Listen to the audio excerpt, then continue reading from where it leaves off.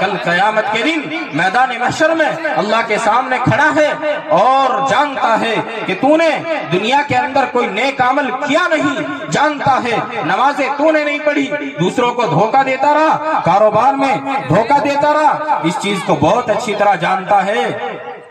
اور کل قیامت میں میدان محشر میں اللہ کے سامنے کھڑا ہے اور جانتا ہے کہ تو نے نمازیں بھی نہیں پڑھی، زکوٰۃ بھی نہیں دی، نیک عمل بھی نہیں کیے۔ اب اس چیز کو جانتا ہے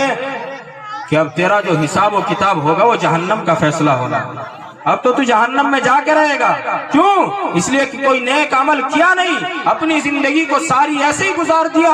اس کے بعد دنیا کے اندر بہت سے لوگوں سے یاری لگا رکھی تھی، دوستی لگا رکھی تھی، بہت سے رشتہ دار تھے، انتقال ہو گیا، رشتہ داروں نے بھی بھلا دیا، ماں باپ نے بھی بھلا دیا، بھائی بہنوں نے بھی بھلا دیا، سب انسان بھول گئے، اب کوئی یاد نہیں رکھتا، کسی نے ایصال ثواب کیا نہیں۔ اب آخرت میں کل قیامت میں میدان محشر میں اللہ کے سامنے کھڑا ہے، جانتا ہے کہ آج تیرے لیے جہنم کا فیصلہ ہونے والا ہے، تو نے کوئی نیک عمل کیا نہیں، دنیا نے بھی بھلا دیا، باپ نے بھی یاد نہیں رکھا، ماں نے بھی یاد نہیں رکھا، سب بھول گئے، سب نے کسی نے ایصال ثواب بھی نہیں کیا، مردہ قبر میں چلا گیا، 2-4 سال کسی نے مسجد میں پیسے دے دیے، اس کے بعد بھول گئے، اب نہیں پتا کہ کون ہمارا مردہ تھا یا کون زندہ تھا، کون ہمارا باپ تھا یا کون ہمارا دادا تھا، اب سب کو بھول گئے۔ اب میدان محشر میں اللہ کے سامنے کھڑا ہے، جانتا ہے آج تجھے جہنم میں جانا ہے۔ اللہ تعالیٰ فرمائیں گے کہ میرے بندے آج تو آیا ہے، کوئی نیک عمل تیرے پاس ہے نہیں، تو جانتا ہے آج جہنم میں جائے گا، لیکن جا، آج تیری مغفرت کیسے ہوگی، بخشش کیسے ہوگی۔ یہ سامنے مجمع نظر آ رہا ہے، وہاں سارے انسان ہوں گے، میں اور آپ بھی ہوں گے، ہر انسان حساب دے رہا ہوگا، یہ سارے علماء بیٹھے ہوئے ہیں، اسی میدان کے اندر بیٹھے ہوئے ہوں گے۔ اللہ تبارک و تعالیٰ وہاں فرمائیں گے کہ جا اور جا کر کے دیکھ،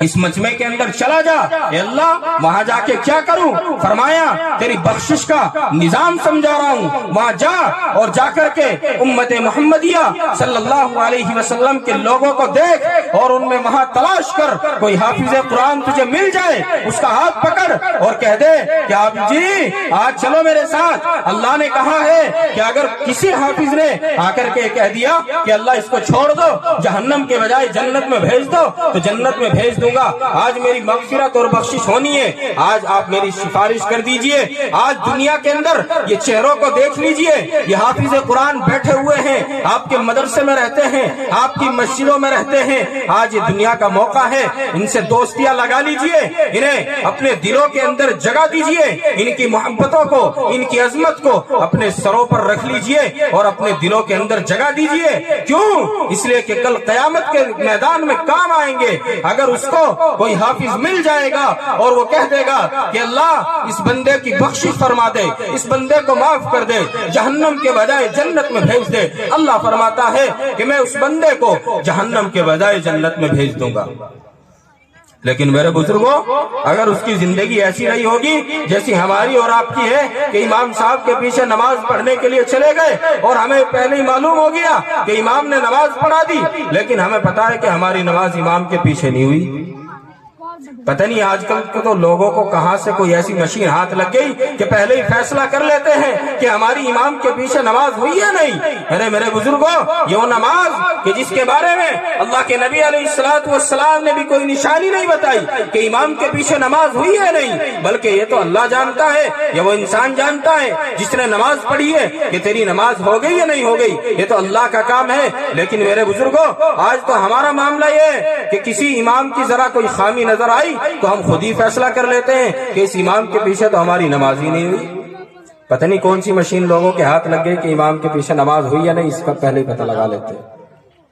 تو میرے بزرگوں، کہنے کا مقصد یہ ہے کہ آج اللہ نے تمہیں دنیا میں موقع دیا ہے، یہ چہرے تمہارے سامنے ہیں، ان کی عزت کیجئے، ان کی عظمت کیجئے، ان سے محبت کیجئے، ان سے دوستی لگا لیجئے اور ان کی محبت کو اپنے سروں پر اور اپنے سینے کے اندر محفوظ کر لیجئے۔ یہ کل میدان محشر میں اللہ کرے گا تو یہ تمہارے کام آئیں گے اور انشاءاللہ تمہیں جہنم سے نکال کر کے جنت کی طرف لے کے جائیں گے، کل میدان محشر میں تمہارے لیے کام آئیں گے۔ کیوں؟ اس لیے کہ اللہ اللہ کے نبی علیہ السلام نے ارشاد فرمایا کہ قرآن اگر کسی کی شفاعت کر دے گا، یا کوئی حافظ قرآن یا کوئی عالم کسی بندے کی سفارش کر دے اور پروردگار سے کیوں کہہ دے کہ اللہ اس بندے کو بخش دے، اس کی مغفرت کر دے، اسے جہنم کے بجائے جنت میں بھیج دے، تو اللہ تعالیٰ اس بات پر قادر ہے کہ اس کو جہنم سے نکال کر کے بھی جنت میں بھیج دیں گے۔